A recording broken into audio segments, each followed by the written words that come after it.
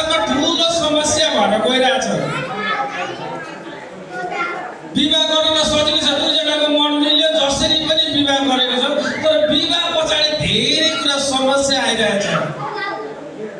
कोही डिप्रेसनमा गएको छन्, कोही आत्महत्या गरेको छन्, कोही खोलामा हाम फालेर मरेको छन्। तपाईको एउटा तथ्य एकदमै हेर्ने हो भने विवाह गरेको मान्छे भन्दा विवाह नगरेको मान्छे भन्दा विवाह गरेको मान्छे चाहिँ धेरै आत्महत्या गरेको छ।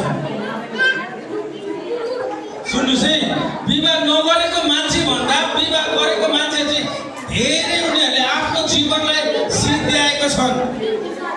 त्यसकारण म चाहन्न कि हाम्रो मण्डलीमा यस्तो नहोस्, जसले गर्दाखेरि हामी वचनबाट शिक्षाहरू दिइरहेछौँ। त्यसकारण विवाह भन्ने बित्तिकै विवाहको अर्थ हो कि विश्वास, वास्ता र हकदार हो। अनि यो कुरा चाहिँ हामीले विवाह गर्ने केटा अथवा केटी अथवा जसले विवाह गरिसकेको छ यो कुरा हामीले बुझ्यौँ भने चाहिँ हाम्रो जीवनमा चाहिँ आशिष हुन्छ, हाम्रो जीवनमा चाहिँ आनन्द हुन्छ, जसले गर्दा विवाह पछाडि पनि हामी चाहिँ आशिषको जीवनहरू बिताउन सक्छौँ। हालेलुया। तपाईँलाई थाहा छ ठुल्ठुलो देशहरूमा, ठुल्ठुलो ठाउँहरूमा, ठुल्ठुलो कन्ट्रीहरूमा आज विवाह गर्ने भन्दा पनि छोड्नेको संख्या धेरै भइसकेको छ। मानव यो संसारमा विवाह नहुँदो हो भने कस्तो हुन्थ्यो होला? छोरा मान्छे मात्रै अथवा छोरी मान्छे मात्रै विवाह नहुने भने संसार चल्न सक्दैन थियो। संसारमा परमेश्वरले दिनुभएको फल्दै फुल्दै वृद्धि हुँदै जाओ भन्ने कुराहरू सम्भव हुने थिएन।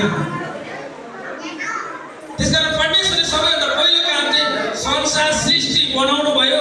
दोस्रो काम चाहिँ परमेश्वरले एकलाई अर्कोलाई सहयोगीको रूपमा बनाउनु भयो। हालेलुया। अथवा जोडी बाँधिनु भयो। त्यसकारण जोडी बाँधिनु भनेको चाहिँ विवाह हो। विवाह जसरी पनि गर्न सकिन्छ, आफ्नो आर्थिक अनुसार, आफ्नो आवश्यकता अनुसार गर्न सकिन्छ, तर सही तरिकाले विवाह गऱ्यो भने चाहिँ हाम्रो जीवनमा आशिष हुन्छ। मैले विवाहको अर्थ भनिहालेँ। अब त्यसमा पवित्र विवाह भनेको चाहिँ के हो? अब हिन्दूहरूले शुभ विवाह लेख्छन्। अब आफ्नो धर्म संस्कृति अनुसार उनीहरूले आफूले लेखेको छ। अब हामीले लेख्दा चाहिँ पवित्र विवाह लेख्छौँ। आखिर पवित्र विवाहको चाहिँ के हो? सुन्नुहोस् है, पवित्र विवाह भनेको येशू ख्रीष्ट पवित्र हुनुहुन्छ। त्यसकारण येशू ख्रीष्टको अन्डरमा भएर उहाँको आज्ञा पालना गरेर हामीले विवाह गर्दैछौँ भने पवित्र विवाह हो। हालेलुया। तपाईँ र म पवित्र भएर पवित्र विवाह लेखिएको होइन। अफकोर्स हामी पनि पवित्रै हो, तर हामी भन्दा पनि पवित्र चाहिँ येशू ख्रीष्ट भएर पवित्र विवाह लेखिएको। हालेलुया। अनि तपाईँलाई थाहै छ, मैले पनि आजभन्दा 12 वर्ष अगाडि पवित्र विवाह नै गरेको हो। अनि यो पवित्र विवाह गरिसकेपछि मान्छेलाई सबै कुरामा धेरै कुरा आवश्यकतामा परमेश्वरले सहयोग गर्नुहुन्छ। थाहा छ, जवानहरू भावनामा डुबेर परमेश्वरको वचनले एक भनिरहेछ, तर आफ्नो खुसीले कतिजना मण्डलीको जवानहरू पनि आफ्नो खुसीले विवाह गरेछ। अब जतिजनाले विवाह गरिसक्नुभयो फेरि उहाँहरूले मैले अब फेरि पवित्र विवाह गर्नुहोस् भन्न खोजेको होइन। तपाईँले जतिजनाले विवाह गरिसक्नुभयो सक्यो, तर जतिजनाले विवाह गर्न बाँकी छ तपाईँ र म चाहिँ जवान चाहिँ पवित्र विवाह नै गर्नुपर्छ। हालेलुया। जब हामीले पवित्र विवाह गर्छौँ भने परमेश्वरको अनुग्रह, कृपा र सबैको आशीर्वाद र सामाजिक रूपमा परमेश्वरको अनुग्रहबाट हुनेछ। हालेलुया। त्यसकारण पहिलो विवाह चाहिँ हामीले कहाँ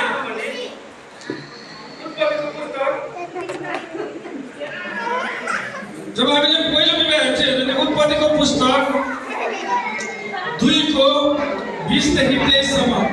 यदि कसैले पाउनुभयो भने ठुलो स्वरले पढिदिनु होला।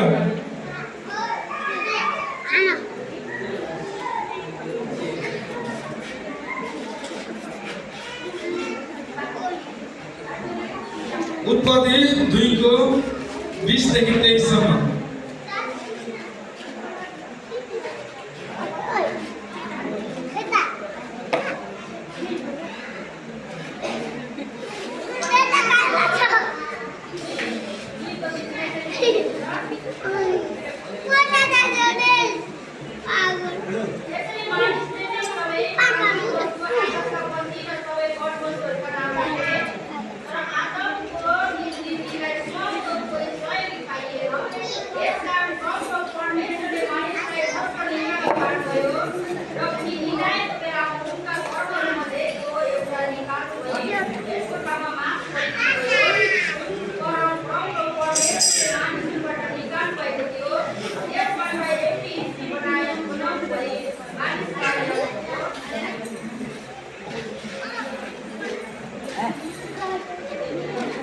23 में पढ़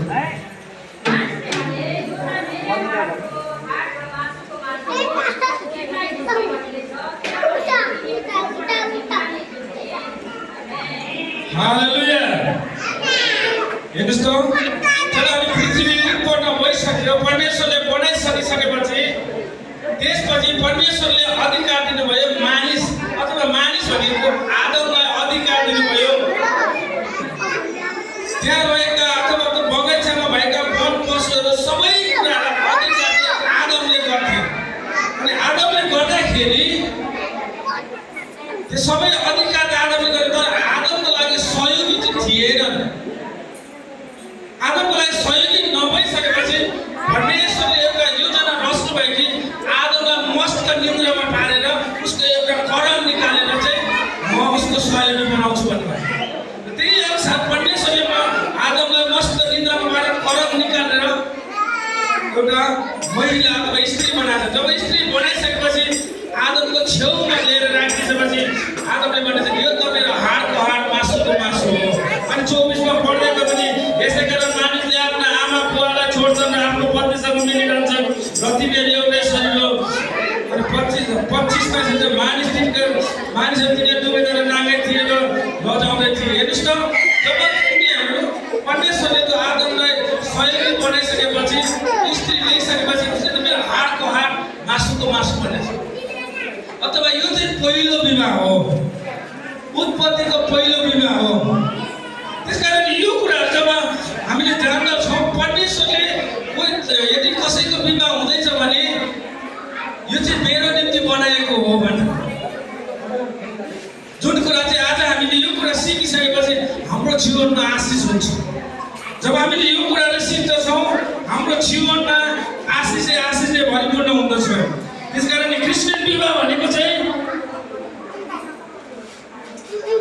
क्रिस्चियन विवाह भनेको इसाई धर्मावलम्बीहरूले अथवा धर्मअनुसारको परमेश्वरको आशीर्वाद सम्पन्न हुने पवित्र आजीवन सम्बन्ध हो जसले एक पुरुष र एक महिलालाई पति पत्नीको रूपमा बाँध्दछ हालेलुया क्रिस्चियन विवाह भनेको चाहिँ परमेश्वरको अनुग्रहबाट परमेश्वरको आशीर्वादबाट आदरणीय पास्टर अगुवाको अन्डरमा भएर गरिने विवाह हो हालेलुया अनि क्रिस्चियन विवाहको मुख्य विशेषताहरू चाहिँ के हो भने परमेश्वरद्वारा स्थापना गरिएको हो क्रिस्चियन विवाह चाहिँ कसरी हुन्छ परमेश्वरको अनुग्रहबाट गरिने विवाह हो अनि दोस्रो चाहिँ रहेको छ बाइबल अनुसार विवाहको स्थापना गरिनेमा आदम र हव्वाको सृष्टि गर्नुभएको हामीले हेरिहाल्यौँ अघि नै भनिसक्यौँ भने यो कुरा त्यसकारण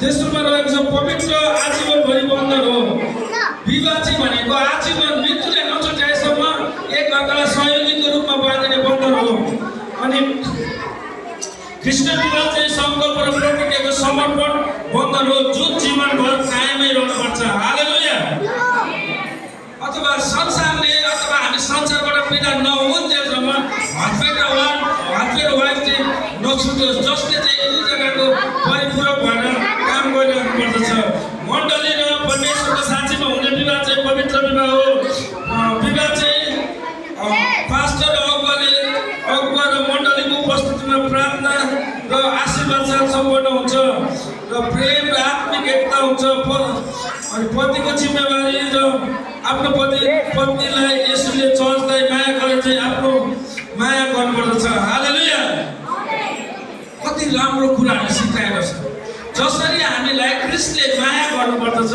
जसले विवाह गरेको हस्बेन्ड हुनुहुन्छ त्यसरी आफ्नो पत्नीलाई तपाईँले आफ्नो माया गर्नुपर्ने हुँदछ